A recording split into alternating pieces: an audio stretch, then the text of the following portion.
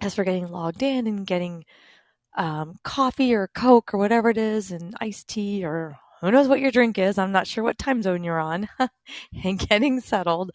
I'm glad you're here. I am Jill DeWitt, and I have right here with me to make you guys moderators while I'm talking. I have my partner in everything, Stephen Jack Vitala, and then I have our number one rock star, and then also female investor, Erin Spence here with me. And I see a great group of people joining in this room, so I'm loving this, and I can't wait to have some more awesome dialogues. I think, by the way, last week I think was one of my best chats. The direction that we went was really enjoyable and fun, and I love how we attracted people not in our community, if you will, just in other forms of real estate, and I just inspires. How are you, Jack? I think I've got Jack. Oh, he walked away for a second. But he's here with me. So, as I was saying, I'm Jill, my partner, Stephen Jack. Yes, we go by Jack and Jill. Makes it easier. And on a lot of stuff. And we are professional, full-time investors. Jack's been doing it since the 90s. I came along, oh gosh, over 10 years ago. I'm trying to think exactly how long, but it's been a lot. And then combined, we're pushing 16,000 transactions of all types, not just land. That's been our number one way we put food on the table, was rural vacant land, but we've done houses and commercial properties, all kinds of different things. Are you with me, Jack? Yeah, mostly ramen noodles, not steak on food on the table. Oh, excuse me. Ramen noodles. Yeah. Yeah, let's clarify what we've been eting. Yeah. It's been mac and cheese. Some years, mac and cheese. Just the kidding. College diet. Right. But it's a good thing. I'm going to ask you what partners in everything means later, Jill. Oh. I'm going to introduce you that way in the future. This is my partner in everything, Jill. It makes you want to ask more questions than really explain what it really is. There you go. Then that's perfect. That's exactly what I wanted. I know you do. I love it. So, all right. So now you know a little bit about us, and you can click on our bio and see our bio. Make sure too that I can see so many interesting, cool, awesome, professional people in this room right now. Make sure you make a point to follow them later, so you'll get notices when they go into a room or when they go onto a stage and they speak. And make sure you follow the club so you get notified when we have more of these talks. So today I want to talk about anything, but I always like to give it some focus. And today I thought we'd talk about overcoming obstacles, because we're doing this a little bit personally in our lives. And I'm sure everybody else deals with this, and there's times you just need a reminder about what's important, and you're not nuts, and maybe some tips to help you move forward. So I'm going to start, and I'm going to start with mine right now, and then I thought I'd open up to everybody to share, and then of course we can answer anything you want about anything and everything. So we recorded all 5 of our podcasts for next week, as we usually do on Thursday mornings. And my Friday show is titled, what was that? I think it's like, I'm going to have a good day, damn it, kind of thing. And it was because when we sat down and wrote the topics for all our shows last week, the first thing out of Steven's mouth was, so what's going on with you? How are you today? I'm like, and that was my response. I just woke up today and it's going to be a good day. I don't really care. I do not care what happens today. Because, you go through your day, your week, your whatever. There's obstacles, there's things that are going to come up, and they always do. And instead of getting mad about it, which you could, you could just kind of be ready for it and plan for it, know they're going to happen, think about how you're going to get through it and your mindset, and just push on through. So that's what's going on, in our world. We've got other factors. I mean, there's just so much going on anyway. I love this. we thought when we created, Land Academy and sharing what we do and helping other people build their land businesses, we'll just put the education out there and we could kind of let's just see how it goes, right? We didn't know it would evolve into all these other things that take a lot of management and energy, and we love them all, so we can't possibly not do them. That's the funny thing. So then the result is we have so much going on, and you get pulled in different directions, and then you have obstacles and things that just you sometimes you get, they are, I call them obstacles, some people call them different things, but I'm just being real. So jump in, anyone here. Steven, jump in. Aaron, jump in. Anybody raise So, a what are hand, your ask a question. obstacles? Not now, but what have your biggest obstacles been in your career, or really in anything? Oh, okay. Myself. Yourself. Wait, let me finish this. I'm not done. Wait. Myself and my inability to comfortably pass the torch on Oh, things that I think I do best. I can see that with you. hmm that was the hardest thing. Oh, if I had to sit and take a step back and go over the years, what's been the hardest thing? Over the years, I've said, never mind, I'll do it myself. Way too many times. I think that happened yesterday. Yeah, yeah. I mean, I think it's happened probably, my point is it happened today probably 6 or 7 times already, and it's 1 o'clock. No, honestly, it hasn't. You know what's funny about that? Seriously, today I have not. I've only interacted with you, and I haven't had to say, "Put that down. I'll take care of it." I'm just kidding. Here's my obstacles in order of Okay. importance: lack of education, and that's no one's fault but mine. I Mhm. don't need to learn this stuff. I got it. Watch. And then Yeah, big, huge, fail. that's good. Number one. Number two, relationship, getting into relationships with women. Massive obstacle. Again, my fault, not anyone's fault but mine. This is Only because great. of the time consumption. It's not a quality thing or any of that. It's just time consumption. And then number three, uh, children. Children are the biggest time suck there ever was. Do I regret having kids? Absolutely not. And in fact, it's great now because they're all older, they're all adults. But those things, those kick my ass. But no, what notice that doing an actual real estate deal, or finding a good real estate deal, or finding money to do a deal, or any of that stuff, that's all non-existent. It's It's true. life stuff. You got to manage that, or it will it'll manage you if you don't manage it. hmm That's very good. Am I on track about what you wanted to talk about here? Not at all, but this is way more fun. Really? I'm totally kidding. I just had to say that. So no, I'd love to know what other people's obstacles are, but yeah, family stuff. Family stuff gets in the way. I think doubting yourself is a Yeah. massive obstacle. Oh, that's a huge one. And I have to be real honest here. Really, really true time honest. I've never doubted myself. Really? If something, went south in an education environment, or went south in a real estate deal, my first reaction is, you know what? I'm sure I screwed this up, but it doesn't mean I suck at it. It just means that some stuff went sideways. And, Mm-hmm. you know, you know what I'm saying? Yeah. Uh-huh.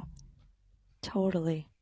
Hey, I don't know Justice. if All right, that's bring it. unhealthy. It might, if there's a psychologist on this show right now or in the listening audience, I'd love for you to raise your hand and get moved up and tell us how unhealthy we actually are. I mean, me, This not Joe. You wouldn't be the first one. I love it. This is so good. Hey, Justice, we brought you forward. What? Bring it. Give us some stuff. Very nice to talk to you guys again. Hey, Um, nice to talk to you. yeah, I think the just kind of like what you guys just went over already. It's just kind of getting out of my own way and kind of passing the torch off to somebody else. I think I wasted a lot of time not creating as many training videos as I could have, and really separating all of my tasks and everything that I could pass off and I kind of did a lot of it myself for a while. I think also not looking at, I think it was pretty big. I had a consultation call with one of your guys' mailing, the mailing guy. I think it was Alec. Mm-hmm. And yeah, one of the other things was just kind of just scalability, like not thinking bigger in a sense. Um, I would do a lot of hands-on things, like kind of meet with buyers, particularly at an office, and it worked till it didn't, I guess, until I did too many transactions. But I would do a lot of that kind of stuff. I would go see properties. I would, instead of just kind of, training somebody to kind of do that for me, or kind of building a team and becoming more of a leader in a sense, and learning more like higher executive skills, I guess, that would serve me um, to scale the business a little better. Mm-hmm. And yeah, I think that was, I mean, literally working on a big file right now as we do it, or talk on Clubhouse about it. Just separating all of my tasks and seeing what else I could kind of uh, pass the torch to somebody, I guess. But that's kind of been one of the bigger obstacles I've been having, I think. I We're think all on the most, same page. yeah, I think most people probably. Getting organized is something I did after I was successful. I was a hot 100-mile-an-hour mess for at least a decade when I started in real estate, probably a little bit more. And honestly, when Jill and I joined forces, she has a different way of doing things. Obviously, everybody does. And so we kind of got organized together, and it wasn't without conflict. But in the end, and we're enjoying it now, we've got Microsoft Teams and Office in place. We've got other people answering our phones with what I call non-single point of failure redundancy. But all of that happened after we proved the concept to ourselves, not anyone else, that, hey, you can buy a piece of land, you can sell it for more. Wow, I actually have to set up an LLC now because I've done a few deals. So I've always waited too long to do everything. And I don't regret that. I think that's good versus, Joe, what's that little story you tell about getting all the pencils set up on your desk and your Oh, little yeah. card holder? I think your dad told you that. Yeah, I used to get on people about that because you know what they would do? They would like, okay, I'm going to start this land business. Well, now I need to get an office. Well, I got to get a logo because it's got to put that on the door, and then I got to do this. I got to make sure my desk is great, and then I got to get my pencils and everything all ready to go, and everything. And then I go, okay, now we're open for business, and now expect the phone to ring. That's not how you should do it at all. You know, you should tape it together, make sure it works, and a lot of that is your way, Stephen. And yeah. I had lunch with a private equity guy. This is about a year and a half ago in Los Angeles. I actually went and met him. They wanted to do some of our websites. They wanted to put some money in and all of that. And it was right at the time when we launched Neighbor Scoop, or maybe it was even Parcel Fact. It was a while ago. And he said, "Well, that's your MVP. Your original product or most valuable. I don't know what the acronym is. It's your original product, your launched product." And they have that industry has a saying, and it says, if you're not completely and Mm-hmm. entirely embarrassed by your minimum viable product, thank you, staff, completely and totally ridiculously embarrassed by that what you've launched, then you did it all wrong. Yep. It should be a disaster. You should be a walking disaster for the first couple of years in this business until you've proven it to yourself. Mm-hmm. I have 100 examples of that, and I think it's the best way to go. Exactly. I completely agree. You got to make sure it works, whatever it is. Now, I don't want to say like let's just throw some money on some bad deals and see how that goes. No, don't do that. We don't want that. But your website doesn't have to be beautiful. This is a good topic. I have a lot to say, Joe. Can I do some Your more? office and your stationery doesn't have to be. You know what's so funny nowadays too? Like you and I have had over the years, different times have had business cards. It's a funny discussion. When was the last time you actually needed somebody's business card? They hand you a business card, and I'm like, why are you giving me this? Me too. I don't know what to do with it. Exactly. Like, okay, thank you. Hey, Max, how are you? All good. Here from transmitting from San Marcos, Texas. I'm from Chile though. Oh, good. Glad you are here I again. like I like the title of your group. Oh, thank you. Really. Give us some more obstacles. What are you dealing with? My obstacles. Oh, you have time? Come That's on. not where I am too. This show is going to Oh, be too short. I can tell already. there, there's there's a book that I am waiting for arrive. Is the obstacles is the way? I mean, are the way? Oh. Because I used to give speeches about how to make $1 million when I had a wine store in 2013. Hmm. So while I was doing that, because I was very successful on television, everything, my business partner, was stealing me wine every night from the store, and I lost everything when I got into the newspaper saying this guy, makes $1 million, and then that day I closed it. so, Oh. so it's kind of funny, but my whole life has been like that. So I take obstacles like a new change because I was really tired of working in the store 9 to 9, didn't have Mhm. life. So I took like a positive way. So right after I got out of it and I lost everything, the government hired me because they saw the newspaper and say, "Oh, this guy know how to make business." So then I became a strategic consultant for governments, which is pretty cool because Yeah, nobody knows what I do, but they pay me, you know, and I can that's say by great. contract 5 years later what I did for them. So it's fun because everybody says, "Max, you do a lot of stuff, but we don't know what you do." Yeah, that's the goal. As long as people don't know what I do, I can work better. That's kind of like me in our company. Yes, we can do stuff together. I think. Jill's busy. I don't know what she's doing, but she's running around busy. Boy, that's sure for Yeah, sure. I mean, the title that kills everybody is I'm the former wine specialist of National Geographic Explorer, which is a cruise ship. So Mm, every year I work for like 25 days with them. So I have met investors like you cannot imagine in 10 years. yeah. If you put 180 investors, multimillionaires in one place in an event, that event doesn't exist. It's National Geographic in a ship Hmm. in Patagonia in Chilean fjords, and I do tasting for them every night. So at the end of each tasting, one said, "Max, come here. What are you doing with these?"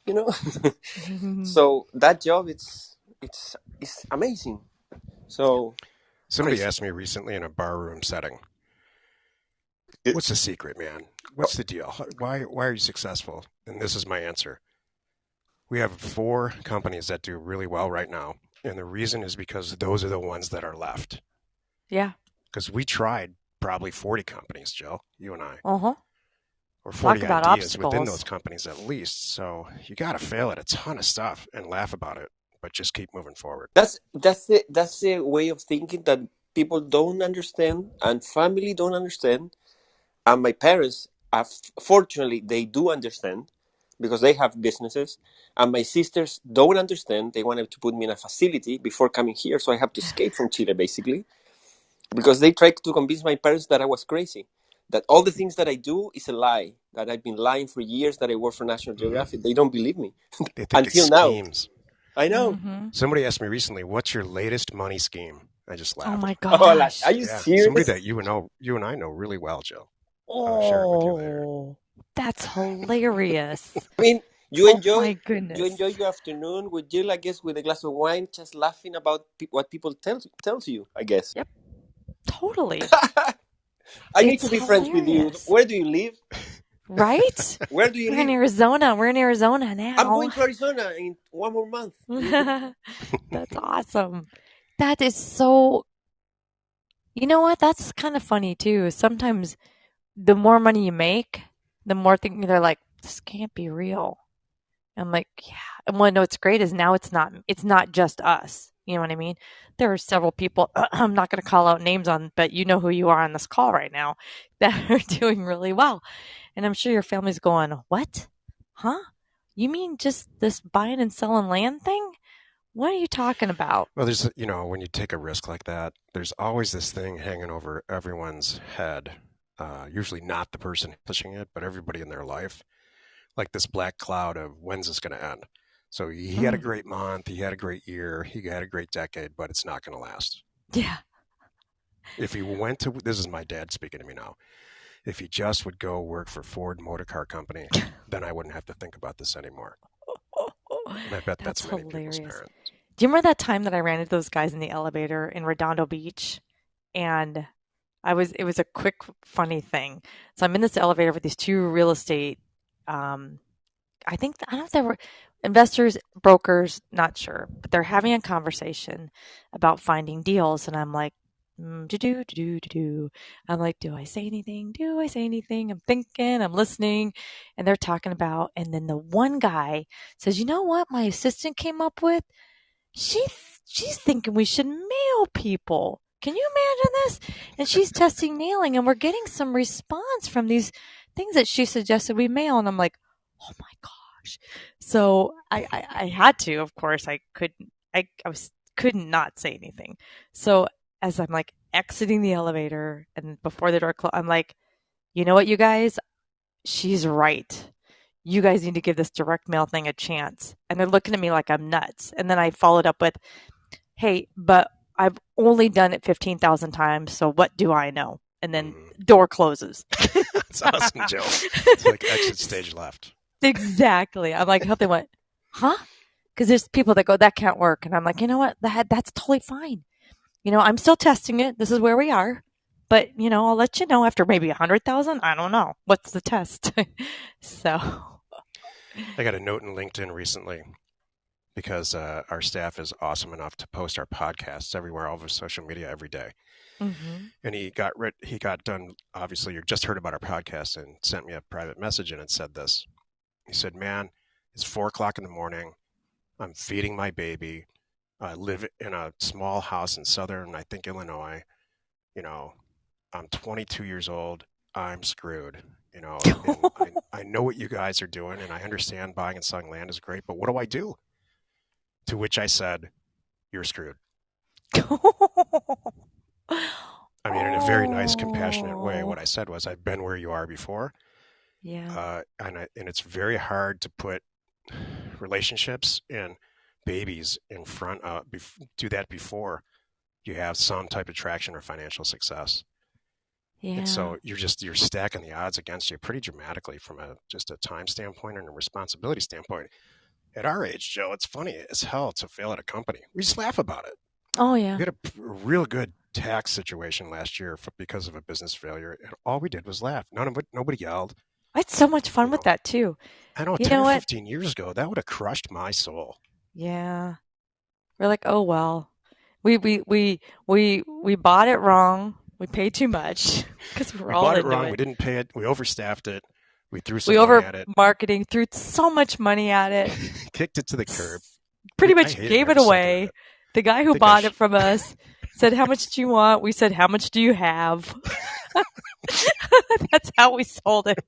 So I like to say we really paid it forward there. But you know what? I did have a blast. I had so much fun coming up with the marketing because it was so different, so outside of our world. So failing is a part of this, it is. It and I used to feel crush me. I fair feel fair. I feel for this real young generation where they're just not allowed to fail. It's the parents' fault. Yeah. You got to fail really bad. Oh my God. You know what? My mom and dad were told that with my little brother, um, Jeff DeWitt, who is really a sore loser still. He was a sore loser as a kid. We'll just leave it at that. So as a kid, he was a sore loser. Like somebody told my parents, like, you guys got to play more board games or something. The kid needs to learn how to lose and recover from stuff. You got to do that. You got to fail. It's hard. Yep. It's really hard. So these, overcoming obstacles, that's part of it, man. Fail. I Hey, have Daniel. a show. Yeah. I have a title for a show next week that we're going to record called Tough Luck. Heyo. Hey, The Jill and whole world Steven. doesn't know what tough luck is. That's awesome. That's so good. Hey, Daniel. Hi, Nice to Daniel. see you. How are Hi. you, Steven and Great. Jill? Jack and Excellent. Jill. That's right. Thank Don't you. tell me it was the pizza parlor. Please don't. It Oh, it was. was. Oh no.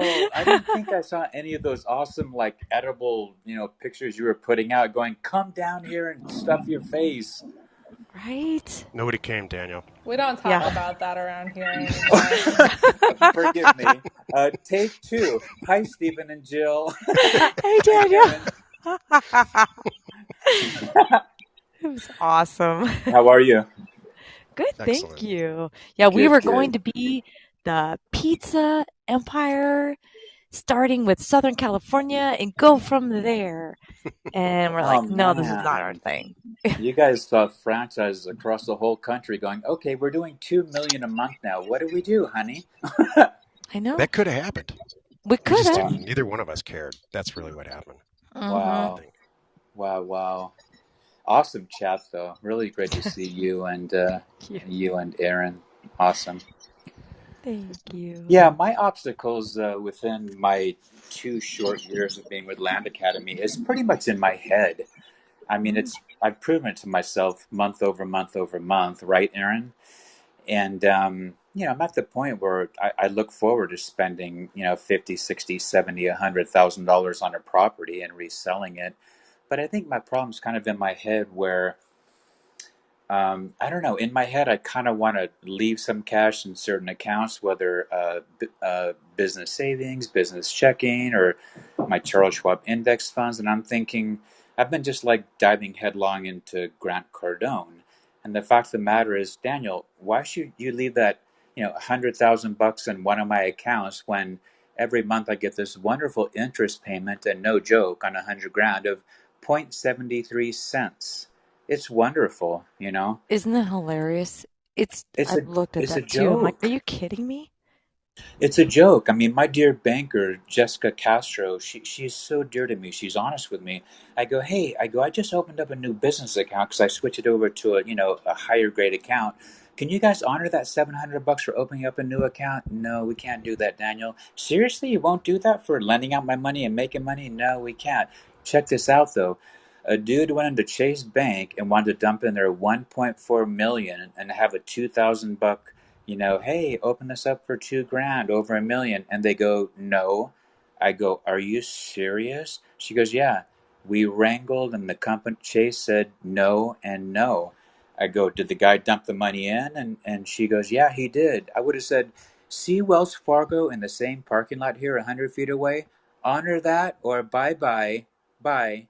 Mm-hmm. You know? It's Jill, can this be a crazy. rant about banks? Because I have a lot to say. I wonder if I could raise my hand as a panelist, I would. We Bring should it. start a room on that. Somebody called me recently from Bank of America and told me that I qualify. Jill, I didn't even tell you about this. That I qualify for like special service. What I don't know what it's called. I said, sign me up, but I need you to answer one question first. Combined with the companies over since 1994, what have the deposits been?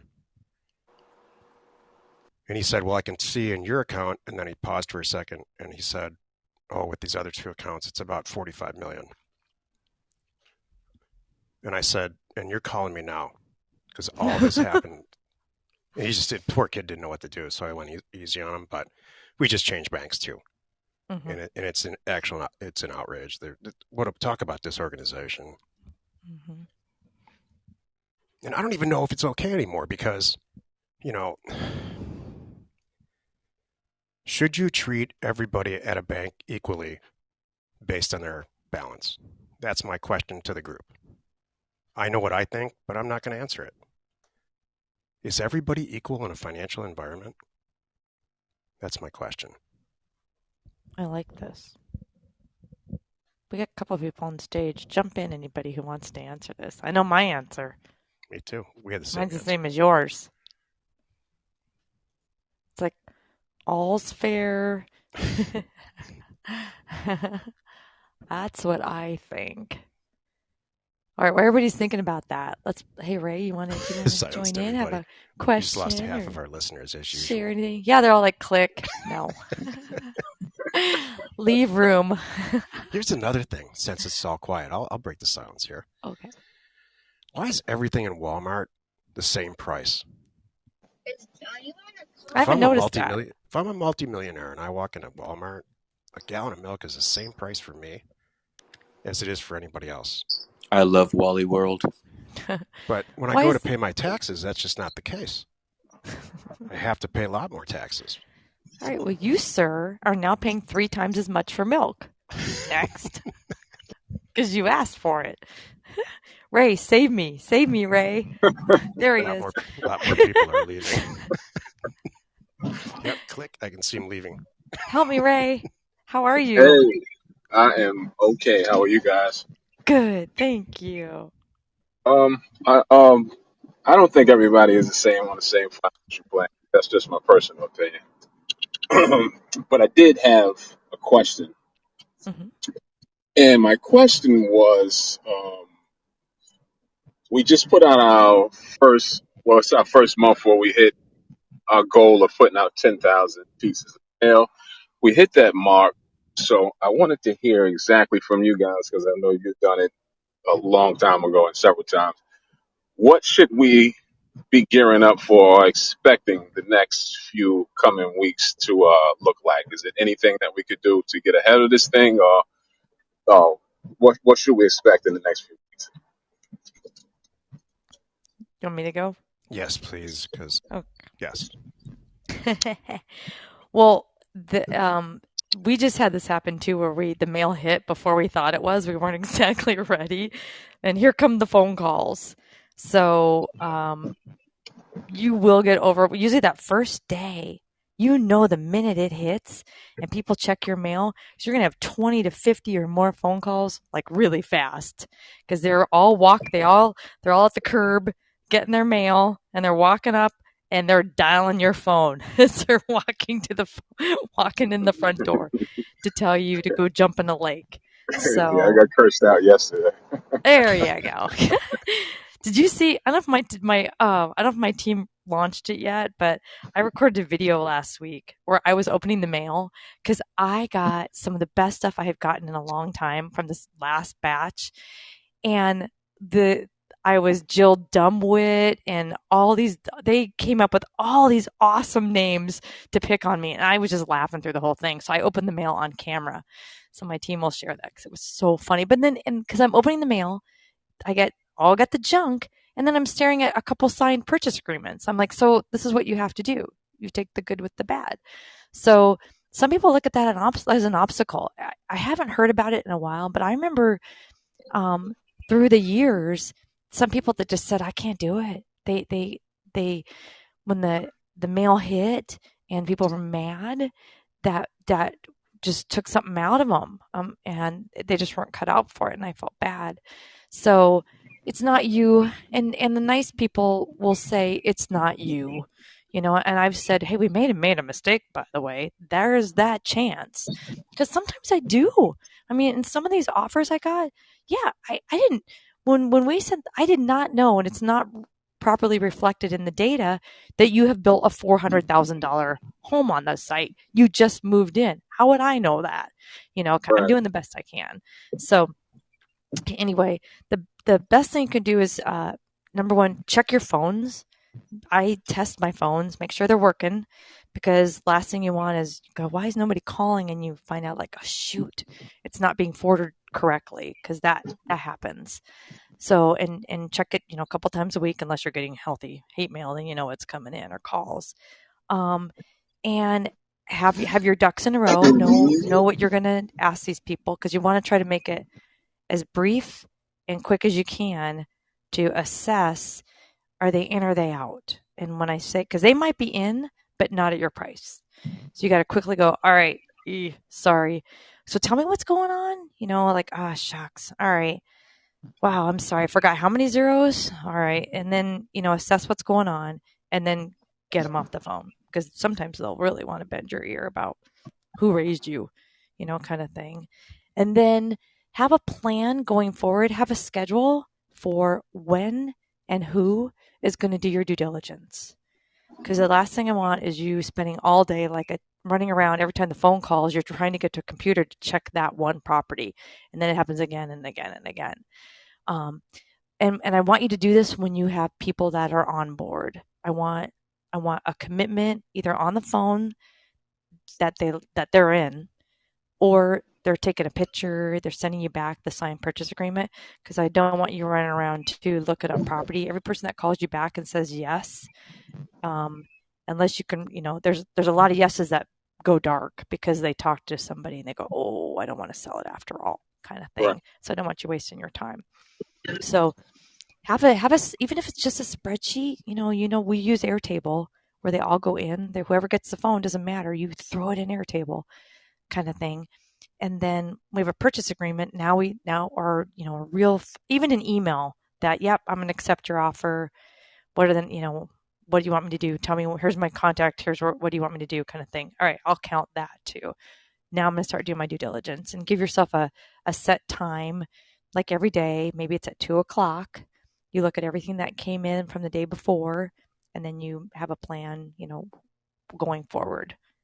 Who's going to do what, kind of thing. All right. Does that help? I think one of the biggest challenges that we're overcoming is it's just having like a CRM in place that to keep track of all of these deals and instead of as opposed to a notebook. So we're trying that out. We've been using an Excel sheet, just Mm-hmm. inputting everything on the Excel sheet. But Yeah. that has been a challenge when the phones are really busy.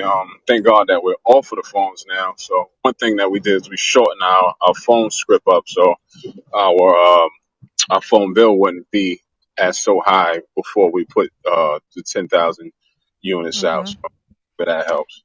That's a lesson that you had to learn, exactly. Like, you're like, oh, I'm gonna have them ask 10 questions, and you're like, and then your phone bill is huge. Like, oops.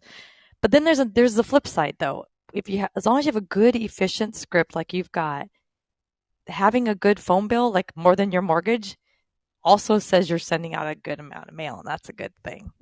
So that's that's cool. Spreadsheets are fine. We lived on that for years. If you've Um, done less than mhm, 100 transactions, or you expect to do, let's say, less than 100 deals a year, um, a spreadsheet and all the concepts that go with that should be perfect, especially one that's web enabled, mhm, where whoever you're working with can kind of add things to it or not add, or take away. As long as you trust that person, they're not going to go in and really mess it up.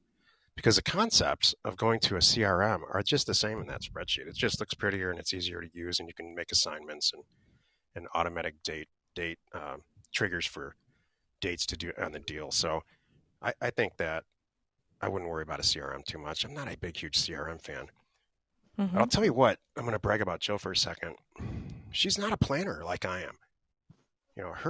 Her whole attitude and what makes her so successful in the role that she's in about buying and selling this property is that she's fearless. She just doesn't care who the hell is on the other end of the line. She's going to make it go her way.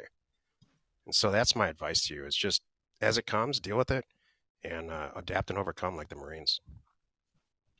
So Thank appreciate you guys as usual. you. I You're got a question welcome. too. Sure. Yeah, just to like kind of add on that, and you guys were talking about MVPs.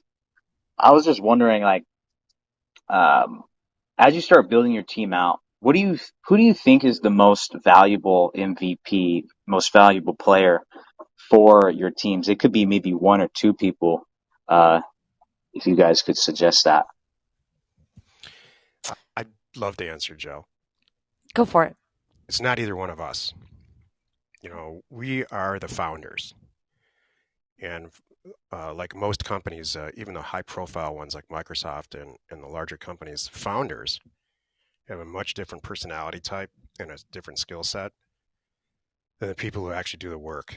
And so for me, I always approach staffing one person at a time. So the first person that I ever hired, and it ended up in a fireball tragedy, but she was great for the first year. She did all the stuff I didn't want to do, which freed me up to be the founder. And it worked out great. And then she hired people under her, and on and on and on. So we have a person like that. It's Erin in our company now. She's probably the 90th person that's had that position. But ultimately, the one that worked out the best.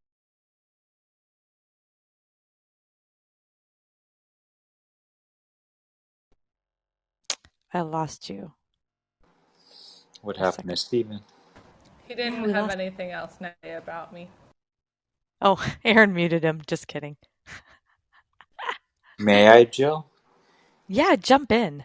Hey there. Hey Ray, just to dovetail on what Jill was saying, when you get to a point where you start purchasing deals, because my mailers have yielded some I've bought 4 or 5 properties, some 7, 8. When I was brand new with Land Academy, I think the first 3 or 4 months, I bought I think 12 or 13 properties. And when you start buying properties, keep organized because I was so new. I mean, after 3 or 4 months, I had a situation where I was buying about 12 or 13 properties, and I was a freak. I mean, I'm running around Orange County, California here, getting cashier's checks and doing deeds and going on Deed Perfect, running around like a maniac, just going, "Oh my gosh, I'm buying 12 properties." 40, $50,000 plus, and I was making color copies of the cashier's checks, and they look identical to the cashier's check, right? I mean, color copies, they look beautiful nowadays. And so I'm running around and I'm getting ready to mail one. And a friend that's with me, she goes, "That's the copy." I go, "No, that's not the copy." I go, "That's the cashier's check." And I look at it again. She goes, "No, don't mail the copy. Mail the cashier's check." And they go, "Oh, you're right." So after that, I was thinking, "Oh my gosh, Ray, I've got to be organized, or I'm just gonna. I think it's gonna shave some years off my life and be a little bit more gray." So just be as organized and as calm as possible and just triple check everything if you can. I mean, I'm the master at triple checking everything. I'll call up certain counties, whether Socorro County or Sierra County or somewhere in Arizona or Nevada. "Hi, this is Daniel F. Harp. Can I triple check this on this property?" "Daniel, we did that." "I know. Check it for the third time." "Okay." Just to be safe. I'd rather be safe. So that's some food for thought. When I think of like as just as running my land company and the MVP is the person doing the paper. For me, it's the stuff I hate, and for me, it's paperwork. I'm love being out front on the phone. My favorite is like I make the deal, I hang up the phone, I go, all right, throw that in escrow, and then well, how's this thing going? Yep, got it, on it, done. So that's whatever you hate. If you're not the phone person and you like that behind the scenes stuff and you're the data person, that's going to be your MVP, is the person that's going to be out and be the face of everything and the voice of everything, and making those deals. So like with Pat Lie, the way we all have it set up, like we're personally testing a VA that we handpicked. When I say we, I mean Aaron, and interviewed and screened, who is in the Philippines, by the way, um, answering our phone calls. And like she works for us, basically, be like a member of the staff. And we're going to try to build that out that way and then let you guys all know how it goes. Um, but what was I going to say with that? So there's just, I guess, lots of ways that you can replace yourself and do different things um, to move forward. I guess that's my point. Are you back, Jack? Yeah, well said. Okay. I was presenting myself for quite some time actually Oh, tonight. that's nice. Hmm. Was it good? No, it's terrible. Oh, One darn. 1 star. Oh, I'm sorry. I'm sure you had a great talk with yourself. That's so good. Well, speaking of obstacles, there are technical. You know what? I'm going to throw this out there. Boy, let me tell you, there are technical obstacles that are going to happen. It made me think of Ray in the spreadsheet. One of the things I was going to say about the spreadsheet is because we learned this one, please back it up every night and put it somewhere else, in a different place. Because there's going to be a time someone's going to come in and they're going to accidentally erase a whole column. You're going to go, what the heck? Where did this go? All these phone numbers are missing, kind of thing. And they don't mean to, but stuff just happens. So I know it's kind of sounds silly, but it's still things to remember and to do. But you'll have tech things, you'll have phones not work, talk about obstacles. Just and like you said, then it just comes back to attitude we talked about at the beginning. All right, fine, we're gonna fix it, move forward. And there's times that even things don't always go our way. Even now for us, Truth Time, I've had some deals where, shucks, I really wanted that one to happen, and it didn't happen for whatever reason, and that's okay. Just open the next envelope, send out more mail. It's gonna be fine. Here's a true story. We just sent out a ton of mail, tons of mail. I think it was, Aaron, correct me, I think it was like 27,000 units. We got a bunch of hate back, some really bad hate. And then we got, like, recently, last 2 days, maybe 10, maybe 12 deals. 10 of which were just not, either land didn't work or the location didn't work or the price or whatever. And I turned to Jill. This is after how many transactions we've done through mailers, and said, "This sucks. I don't think it worked this time." And I do this on Mm-hmm. mailer. I Mm-hmm. doubt the process, and I'm like, we got to retool this whole thing. We got to share this with all Land Academy because this part of this might not work right now. And then the deals come. She's like, "Just shut up and sit down." And Exactly. and today we've got like 4 amazing deals. So the whole system works. It's just, like somebody said earlier, just staying out of your own way. Mm-hmm. Patience. Yeah, you asked me that, like, okay, is this one done? I'm like, what are you talking about? Are we done? We're only like 20, 30% of the way into this here. He's like, oh, I'm like, yeah. Talk about patience. Yep. That's good. Hey, Bobby, do you have some obstacles or something you want to share? Hi guys. Yeah, I just actually had a question, and I thought Sure. I was like close to the end of the. I was trying to save my question till the end. It's a little You're good. opposite. But my question is for you guys, like as far as your like daily process, are there any things that you guys have found to be surprisingly easier than you've expected? Like talked about all the obstacles, but is there anything that you were just like, wow, like over the years, this is way, way, way less intimidating than I thought, or way easier than I thought it was going to be? Yeah, bigger deals, bigger Nice. dollars. Seriously, it's intimidating for everybody. Like, what do you mean? But this is Jill. We're talking $35,000, not $3,500. Like, I know. I have a Buy different it. answer. Okay. My life changed overnight when Jill, on her Oh. own, did the first real estate deal for both of us. I looked at her and said, "We are going Oh to yeah. take this thing to the moon now."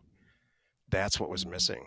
That Joe was missing from this whole operation, and so I didn't even know that was possible. I until I met Joe, I didn't know that there was a personality type that wanted to talk on the phone with people.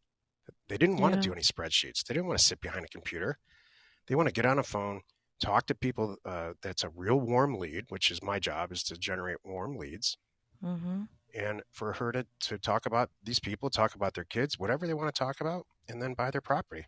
And Mm-hmm. so there was a massive awakening made my life ridiculously easy that day. And so now we're what? I don't know how many a decade or more later, and it's just we're really realizing financially the fruits of all of that. Yeah. Wow. Thank you. That's so sweet. That kind of That's did come awesome. easy. It's like, yeah, it is fun for me. Like, it's I don't. It's not hard for me to go, look. All right, we're all on the same page now. The big question is, do you really want to sell? And what is your number? Kind of thing. Now that we're all on the same page here, I don't think that's hard. To a much lesser degree, the first employee that I ever hired in the 90s, which ultimately ended up in a fiery ball of tragedy, like everything does. But, I hope you don't you describe know, me like this someday. You I guys will, all remember Jill. that will be your ball of tragedy, if anything. But Oh, there we go. I hired this first person as my assistant, didn't even know what the title was at the time. And she did all this stuff I didn't want to do, like Jill said. And that was a huge release and a relief for me to go and be what I needed to be in my role in the company. And then fast forward 30 or 40 employees later, we have Aaron Spence now, who's just runs everything. So like, I can't imagine doing any of this, Jill, without Aaron. And, Aaron's waking up every day and making sure everything's okay. Jill and I are basically the talent or lack of talent. We're the ones that get in Aaron's way. Right. Go, That's Aaron. and that's how it should be. She had a meeting with us. Bless her heart. She waited till 8:30 our time on the meeting, which she said, and by the way, I've been up working on this tech issue since 5:30 this morning, and this is day 6 of the same tech issue. I'm like, oh, So Aaron, every you're one of these awesome. success stories with people that you work with as partners or as employees, for every one of those, there's probably 10, 11, maybe 12 dramatic, awful, see you in a courtroom experiences with employees that occurred. So I don't want to paint a rosy picture. Okay. See you in a courtroom. So Hey, Justice. Yeah. yeah, so if you two were to go back and just take everything that you know today, would you have not have focused on or even purchased like smaller end deals, like let's say 50,000 and below, or 25 to 50 grand in between there or something? You would just maybe focus on higher end deals? I still like them. I still like little deals. Not really little deals. Not buy for 500, sell for 2,000, but the $10,000 range and stuff because they just sell so fast. Yeah. That's the beauty of those deals. I love having when it's, south of $20,000, people will put on a credit card. They're like, "Okay, let's I'm buying this. I'm so happy. I'm going to take care of it later when I move money around, but let me just give you my card right now. I want to lock this in." Yeah. Personal I story. May Mhm. I? Oh Yes, yeah. please. Hey, Justice. So, yeah, I've been with Land Academy 2 years, and it's funny to think back just 2 years ago. My first couple of properties I bought for like 300, $500, flipped them, and I was like, wow, $2,000 I made. That's crazy. And then as time goes on, you're getting a cashier check for 15, 20, 25,000 bucks. But just like Jill and Steven said, the smaller properties, and I don't really do smaller properties anymore. I bought 184 acres, and the gentleman goes, "I have two half-acre parcels. It's a whole deal. You have to buy all three." I go, "But I don't want the half-acre parcels. There's nothing I can do with them." "Well, then forget it." "Okay, I'd love to buy them. That'd be wonderful." And honestly, the half-acre, the 1 acre, the 5 acre parcels are, for me at least, I can only speak for me, are super time intensive compared to buying, 50, 100, 184 acres. I mean, Jill and Stephen are exactly right. It's a more astute buyer. It's a different kind of buyer. So my hope and prayer is as time goes on, the last 3 months of this year, and then going into 2022, I just want to buy properties that, why should I mess around with making 2 or 3 or 4 grand profit when I can do 10, 20, 30, 50,000 bucks profit? Although Jill is right, I still love those sometimes tens, but usually 20 acres plus. 20-acre property you can buy for cheap, flip it and make, 7, 8, 10 grand or so, depending. But that's my experience though. Yeah. I mean, point well taken, Daniel, and thanks for the comment. I had to go through that. I needed that as a first step in a pretty high stairwell to understand all the mechanics of everything. So, would I go back and change anything? No, I wouldn't change a thing. I would have retained a business. If I could go back and change anything, I would have gotten a business partner like Jill, if not Jill, way earlier. I had a business partner for years who had the same skill set as me, and talking to customers and potential sellers and buyers was not possible for him. Wow. So Wow. I would my advice to anyone who's new, and I don't care what you're doing in your life, find the right people to do it with, and I don't care if it's on a personal level. It's just they can't. We all have to get along. That's just part of life. I remember about a year and a half or a year and 9 months ago when I read this comment by you, and you go, "Yeah, I'm the angry guy in a dark room in the corner crunching numbers, and Jill is the one that is like the superstar talking with the people. Hi, you want to buy this? That sounds great. We'll buy that." I'm like, and I chimed in, I'm like, "Steven, I'm like, you don't seem like an angry guy in a corner in the dark crunching numbers. You seem nice." You just described our dinner experience in our own kitchen last night.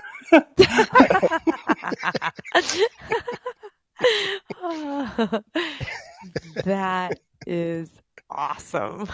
That's so that is so funny. That's really, really good stuff.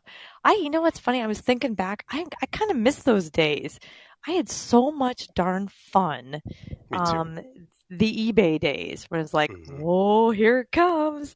And, like ka-ching, ka-ching. Like I was literally had an app on my phone and it was like almost like, offer up. You have that ka-ching noise. It was like I would get notifications. And for me, I heard it like that, like a cash register. I'm like, yep, and he pay, and I would excuse myself from wherever we were, and I had these templated emails to get him the quick little congratulations, you won the auction. Here's how you pay, and kind of thing. And it was just like I'd come back in after 15 minutes, and I'm like, yep, and three of them paid. He's like, how did you do that? I'm like, yeah, that was so fun, We're selling and it two was or three not, properties an hour at one yeah, point. yeah, it was fun. Yeah. Yeah, it's really powerful to have somebody that's almost like somewhat of your opposite to fill in those Hmm. gaps, it seems like. Hmm. I have another question. Hmm. Um, I don't know, this is kind of just like a personal thing, I guess. I mean, everybody's a little different, but I guess when you like sell more and more properties, and kind of just question towards you two, are you guys still doing notes or finance agreements at all? Or are you just selling cash now? Cash. Why are you doing that? Like, I'm just curious. I mean, I can answer the math reason, and then Jill can probably answer the pain in the butt customer reason. Perfect. You go first. Yeah, I think If There's I have two reasons. 20,000, if I buy a I'm at property for this 20 stage. grand, that's really great. And most finance people will really disagree with this, but this is just how it works for us. If I have $20,000 and I go buy a property, I have a couple options. I can list the property for sale on terms, and by the way, sell it the next day for $2,000 down and $500 a month. And every time we do this, Jill and I sometimes we buy houses and flip them, just as is, where is kind of thing. Every once in a while, we were like, we should keep this and rent it out, and we do. And then 4 months later, we look at each other and say, it's going to take 810 months for us. We'll be dead by then. 810 months to get our money back on this when we know we can sell it for twice as much. So if I have a $20,000 property and it's going to take me 60 days to turn it into $40,000 cash, that's option one. Or I can do it $2,000 down, $500 a month, and accumulate this revenue stream. So it depends on your personality type. I was having this exact conversation with my sister recently, who's a very, very successful residential real estate agent in northern Michigan. And she also has some type of compulsion disorder where she can't sell anything. I don't think she's a hoarder yet, but she just doesn't want to sell anything. So they have like 42 rental houses, and her husband manages the whole thing. They have a huge balance sheet and some great income, and that's her personality type. That's my nightmare. And I think Jill agrees because every time we get into this, we're like, we got to sell this thing. So it comes down to 20 becomes 40,000, 40,000 becomes 80, 80's at 120. Pretty soon you Mm-hmm. got 5, 8, $10 million in the bank. I'd rather have that Mm-hmm. than somebody blowing up your phone line about why they can't get to the property in the middle of the night. Or it's like there's especially, all of a sudden I can't pay my bill. It's never perfect. So when you do the $500 down, the $99 a month, that's the person that you're getting. And $99 a month for some of these people, they're scraping it together. And they need to move the date. They're going to call you 6 times saying, "Oh, can I move it from the 1st to the 5th?" Okay, thank you. Even though you have it on an auto deduct, they want to move that around. And then there's things that come up, and then there's times that the payments don't go through. And the last thing I want to do is take the property back. After a while, they might be paying for 2 years, and then they go dark, and they think they are afraid you're going to come after them. When I'm calling them saying, "Hey, no, everything's cool. Let's get back on track," because I don't want to put this for sale again and start this whole process again. I like you. You were okay. Then it's just always something, and um, people have given presentations in our Land Academy ladies groups on this. It was really funny. And two women in particular that started out that way. And each of them had got up to between 80 and 100 payments inbound a month. And they each said they had to hire customer service staff. that I had to hire someone to take care of the accounting. It just got too, it was more than one person can handle, nor would you want to. And they're painting this beautiful picture. It was so funny. I'm like, I'm just letting it go. I'm like, and I'm sitting here eating my words thinking, well, maybe it's just not for me, and letting them give this speech. And at the very end, they both said, and if I had to do it all over again, I wouldn't do it this way. I'm like, oh, this is so funny. That's Like, funny. okay, you were all, I guess we all agree. It was just so much. Yeah, That's it. I think like at this stage of where I'm at, I'm really looking at a lot of different aspects on what I could truly eliminate out of my process and all the different things that I've been doing that may be slowing me down. I'm trying to just create a repeatable business, looking at scalability, like how can I go into an area and buy like a whole bunch of property as opposed to just like a small county or something like that. And then I just look at the pain in the neck that when they do fall off and they don't want to make any payments and the what I have to do in order to actually get the property back. Um, Mm-hmm. just the whole process. And it's just like instead of just selling it for cash one time and then we're done with that. And if he wants to bring another buyer, another person could sell that one cash, and it's just a repeatable business. And managing Mm-hmm. property taxes too for those lease, or I'm doing lease purchase agreement. I guess it's the same thing, but um, yeah, just doing that over and over again, like dealing with the problems that they come with, and yeah, exactly what Steven said, on people trying to find the property and all this other stuff. It's just a pain in the neck. And I'm really looking at the cash options and just doing something that I could do over and over and over and over again and do a lot of them. Mm-hmm. All the good You decisions that can. I've made, business decisions that I've made in this business with Jill, have been decisions out of disgust for some event. Like I sell property on terms, it blows up in my face. Okay, we're not going to do that again, and on and on and on. Like I'm tired of managing taxes, so I'm going to hire somebody out to do it. And so I think your general discontent with how things are going is a natural order to becoming incredibly successful. If you're just sitting around and saying, "Wow, this is great, everything's going great," we all know people like that, and they're just lying through their teeth, or they're just not paying attention. So I like your Mm-hmm. disgust, Justin. Yeah, yeah, gotta. It's not what you get out of life. I guess it's what you tolerate. There we And go. Excellent. I'm going to use that. yeah, That's that's great. That's going up there with my other favorite Jack quote, which was compromise. Great. Now nobody's happy. Yep. Crush 'em and get your way. That's what I say. crushing the victory way. Oh, this is awesome. Well, that's a perfect way to end our overcoming obstacles. Those are hope that's your takeaway. Here. Those are Awesome topic. class. Thank you. Yeah, Yeah, thank Hey, you. one thank you last guys thing, so if I much. may add, is it okay? Say about your ad. What's that? May I add one last thing before Oh, you go? sure. Yeah. I Yeah. just wanted to say that, on quote unquote Jill's end, as far as overcoming obstacles and being on the phone with people that are sellers, it's always case by case and phone call by phone call.